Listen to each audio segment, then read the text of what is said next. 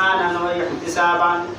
কোন ব্যক্তি যদি মান কামা রমাদানান, রমজানে যদি কিয়াম করে, কিয়ামুল লাইল করে, অর্থাৎ রাত্রে দাঁড়িয়ে দাঁড়িয়ে নামাজ আদায় করে, গুফিরা লাহু মা তাকাদ্দামা মিন যামবিহি, আল্লাহ রাব্বুল আলামিন তাদের পূর্বের জীবনের সমস্ত গুনাহ মাফ করে দেন। সুবহানাল্লাহ। তার মানে সারাদিন রোজা রাখলে আল্লাহ পাক আপনার আমার জীবনের যত গুনাহ আছে, পাপ আছে, সমস্ত পাপ যেরকম আল্লাহ ক্ষমা করে দিবেন, ঠিক তেমনি ভাবে কেউ যদি তারাবি নামাজ যদি দাঁড়িয়ে দাঁড়িয়ে আদায় করে, তারাবি নামাজের ওসিলায় আল্লাহ সুবহানাহু ওয়া তাআলা আমার আপনার জীবনের সমস্ত গুনাহ মাফ করে দিবেন। যেরকম সুবহানাল্লাহ।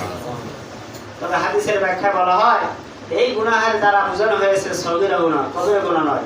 কবিরা গুনাহ মাফের জন্য তওবা শর্ত, কিন্তু সগীরা গুনাহ মাফের জন্য তওবা শর্ত নয়। এই সগীরা গুনাহ যখন হয় তখন আপনার সাধারণ ছোট ছোট নেক আমলের কারণে আল্লাহ তাআলা মাফ করে দেন। আপনারা একটা ঘটনা জানেন, কোরআনের বিষয়ে আলোচনা